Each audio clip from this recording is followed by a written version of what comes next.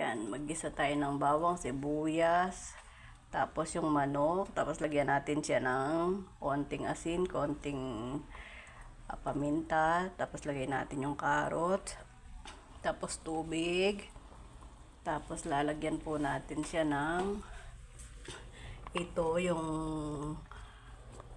kalabasa nila dito, at ito lalagyan din natin siya ng cabbage. Yan. Tapos pancit canton, guys. Yan. Siguro.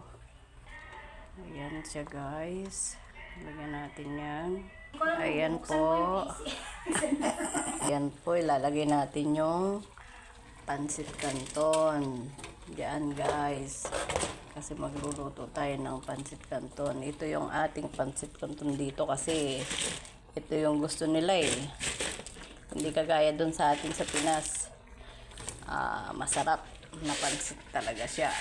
So, ito muna siya, guys. Ayan. Ganyan lang po ang simpleng pagluto ng pancit canton dito sa Riyadh. Ganyan lang. Ayan siya, guys. Ibababad natin siya para siguro saktong-sakto lang ito. 20 minutes. Okay na ito. Yan. I-late lang natin ilagay yung ating cabbage. So, ito muna tayo. Ayan na po ang ating pancit canton. Nilagay ko na yung cabbage niya. Ayan, guys. Luto na siya. 1 minute na lang po. Salamat. Thank you for watching. Sana continue to support me to grow. Thank you, guys. Pancit canton po tayo.